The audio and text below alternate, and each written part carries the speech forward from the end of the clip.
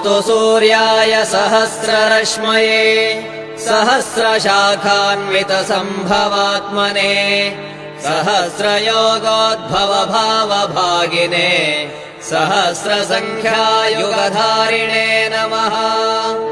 यन्मण्डलम् दीप्तिकरम् विशालम् रत्नप्रभम् तीव्रमनादिरूपम् दारिद्र्यदुःखक्षयकारणम् च पुनातु माम् तत्सवितुर्वरेण्यम्।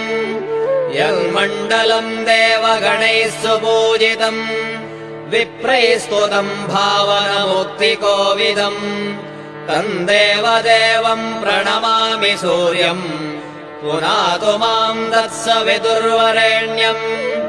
यन्मण्डलम् ज्ञानघनम् त्वगम्यम् त्रैलोक्यपूज्यम् त्रिगुणात्मरूपम् समस्ततेजोमय दिव्यरूपम् पुनातु माम् तत्सवितुर्वरेण्यम्।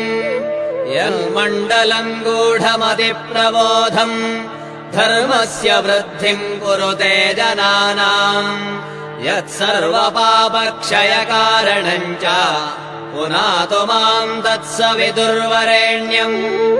यन्मण्डलम् व्याधिविनाशलक्षम् यदृग्यजुस्सामसु सम्प्रगीतम् प्रकाशितम् येन च भूर्भुवः स्वः पुनातु माम् तत्सवितुर्वरेण्यम्।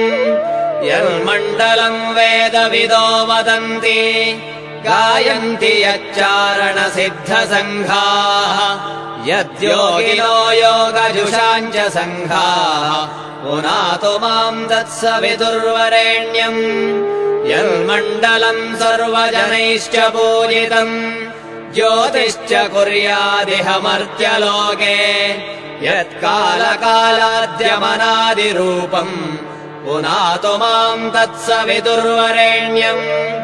यन्मण्डलम् विष्णुचतुर्मुखाख्यम् यदक्षरम् पापहरम् जनानाम् यत्कालकल्पक्षयकारणम् च पुनातु माम् तत्सवितुर्वरेण्यम्।